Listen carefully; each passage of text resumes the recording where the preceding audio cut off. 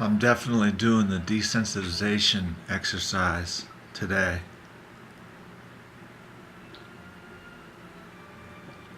with Pepsi, Diet Pepsi, which will probably kill me before anything else.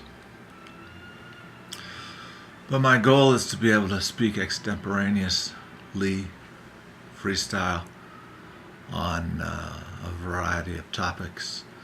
So I remember Jonathan Winters went onto a set and they just had about 50 different items, and he could just riff off of anything and make it hilarious, just spontaneously. And so he was in a mental institution for a little while, but it sure was funny.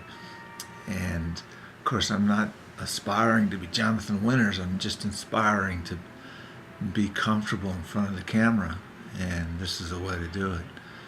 So the snow in Denver, yeah, it's big time. It means a lot. One snowy night about a year and a half ago, talk about having intestinal distress. I was near a seminary at this Catholic church I'd been attending, and I pounded on the seminarian's door, and I had incredible distress, and it was a matter of seconds. And a lot of this is related to the medication, but it was a matter of seconds before it was going to come. And he sheepishly let me in to use the facility. And there was a terrible, foul, awful smell in there.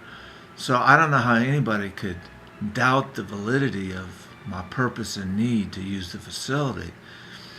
But I did my business, washed up, and stepped outside of the bathroom, and there were 8 seminarians, no less than 8, the whole house.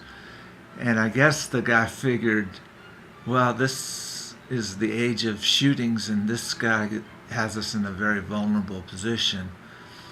And they were all just kind of checking me out. It was weird, kind of a weird sensation. But the gentleman led me to the phone where I called a cab when I couldn't walk anymore with that kind of distress, and took a taxi the rest of the way up to my girlfriend's house. And so what do you do when you're on medication that limits your ability to walk and to control your bowels?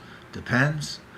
No, it's only happened probably about 6 or 8 times, and so you think quickly. And in the 60s, I was going to say what we would do is simply knock on someone's door, or anyone's door. You could ask to use the telephone, ask to use the restroom. I guess if you're 7 years old, it's a little different. And just go in and use anybody's restroom or telephone, etc. Times have changed.